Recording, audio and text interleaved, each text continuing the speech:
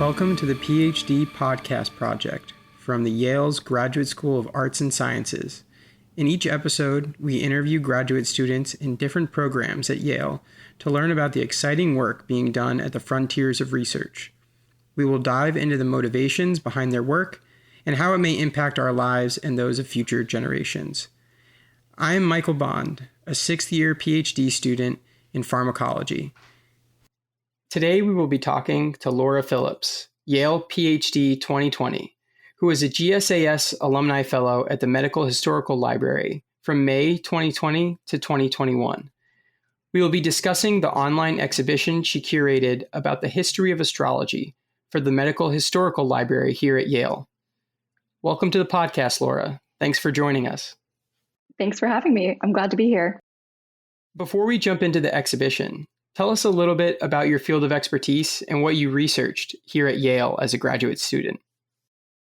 So I am an art historian. I received my PhD from the Department of the History of Art here at Yale, where I studied with Tim Berenger and Nicola Zutor. My area of specialty is European art and intellectual history between the 18th and 20th centuries, and my work largely focuses on Germany in particular. My dissertation was specifically about the artist Adolf Menzel. Congratulations on recently defending your PhD. I'm wondering how an art historian specializing in German art has become interested in astrology. Great question. So primarily, I'm interested in hermeneutics and theories of interpretation, but I'm also interested in the question of knowledge, in what counts as knowledge. So astrology as an art of interpretation is really right up my alley in terms of research. But more specifically, this exhibition that I've put together speaks to the recent revival of popular interest in astrology. And with that, I've noticed that there's a tendency to speak about astrology in a super historical way. So as if this term had some sort of enduring or essential meaning. In the exhibition, then I wanted to push back against this idea that astrology is somehow an unchanging practice that deals in universals and eternals. Can you explain to our listeners what medical astrology is? So astrology and by extension, medical astrology are really difficult to define because they haven't ever been just one thing. Astrology has meant different things at different times because it was as much a cultural as it was a scientific practice. It was practiced and regulated in different ways with different degrees of adherence, though its basic and widely accepted proposition was that celestial movements influenced terrestrial events like weather, temperatures, and tides, and those events in turn influenced human health. So why did you choose medical astrology specifically? Right. So why medical astrology? This has to do with my postdoctoral appointment at the Medical Historical Library. I specifically developed this exhibition to highlight some of the lesser known aspects of their collection. And in particular, they have a spectacular array of early modern texts that I wanted to highlight.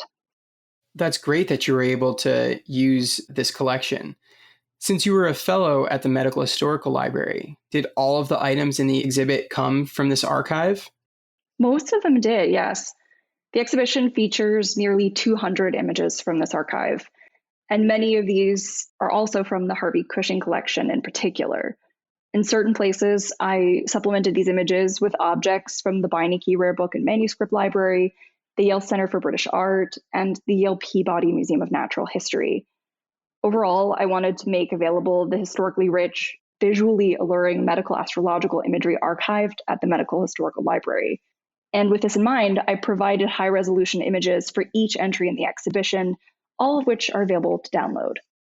That's really great that you've made all of these images available so that anyone who's interested in looking at them has the opportunity to. And it really seems like the collections available to researchers at Yale are amazing. I'm curious, what kinds of media did the images come from? For example, are the images from medical textbooks, or were some of the images more personal?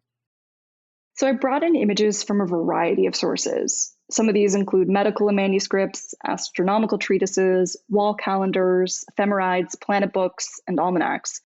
And most of these sources were either Latin, Italian, English, or German language texts. And all of the objects that are featured in the exhibition date from between the 15th and 17th centuries. So it seems like you were really able to capture the impact of medical astrology during this time period with a variety of sources.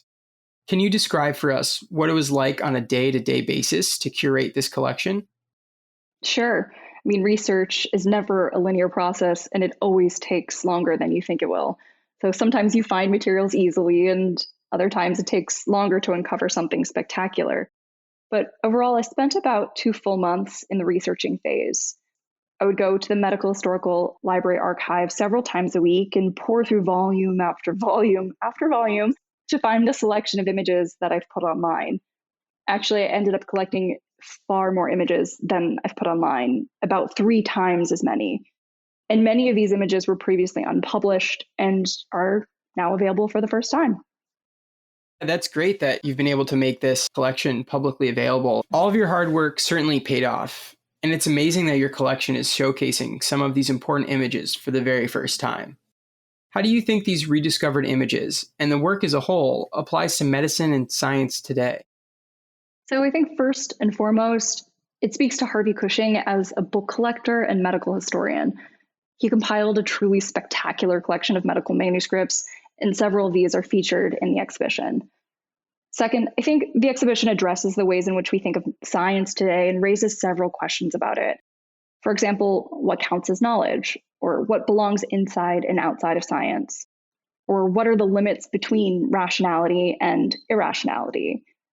I think the exhibition also interrogates today's widely held view of science as the hegemon of modern knowledge. And it reminds of the long-standing relationship between the arts and sciences before they were separated by the modern disciplinary factioning of the university.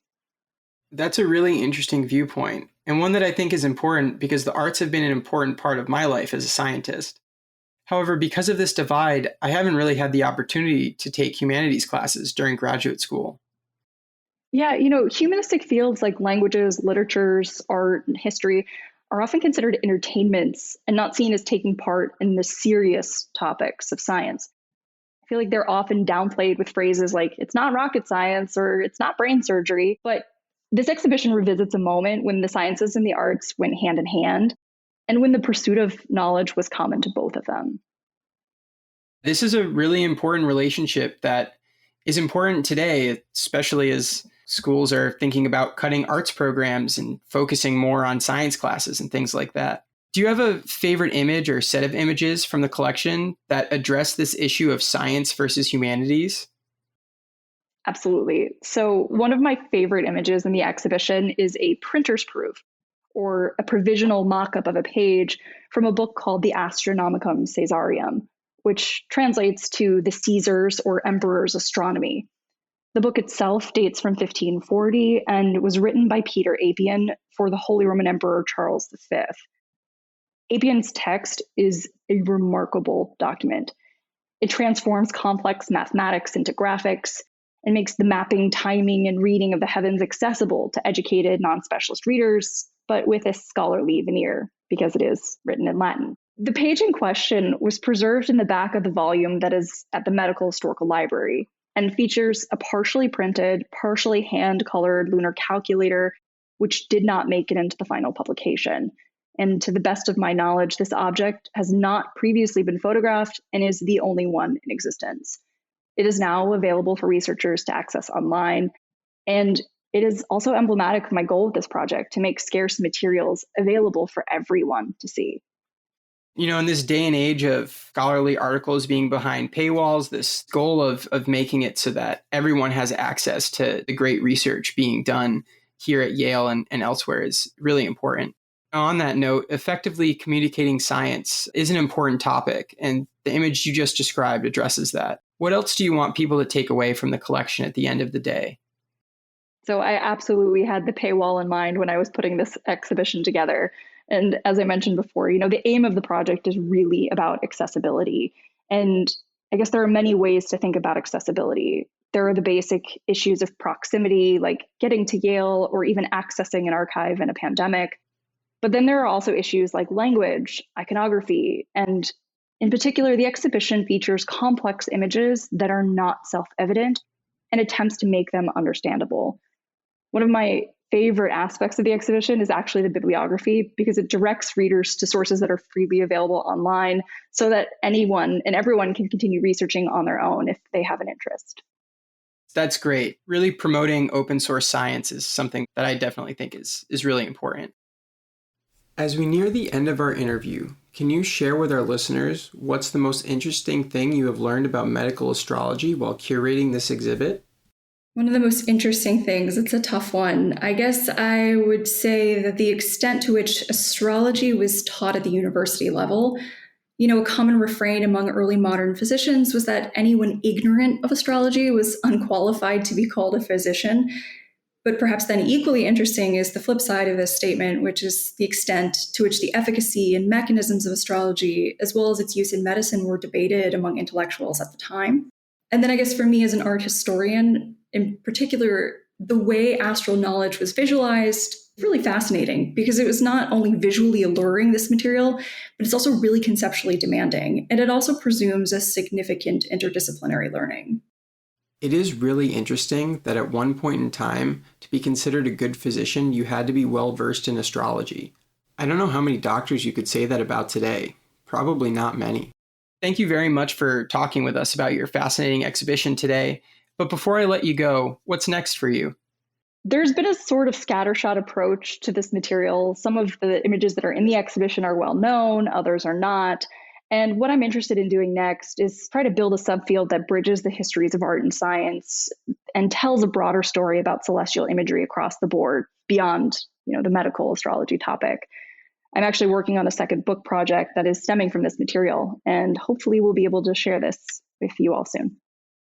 Yeah, that all sounds really exciting, and we're looking forward to once your book gets out in press. Thank you again for joining us, Laura. It was truly a pleasure having you on the podcast today. Thank you so much. To check out Laura's exhibit for yourself and view some of its unique images, please go to onlineexhibits.library.yale.edu and click on Browse Exhibitions. We have also put the link to her exhibition in the podcast description on our website. Thank you for listening to the Ph.D. podcast project from the Yale's Graduate School of Arts and Sciences. We hope you enjoyed this episode, and don't forget to subscribe and check out other episodes on our website.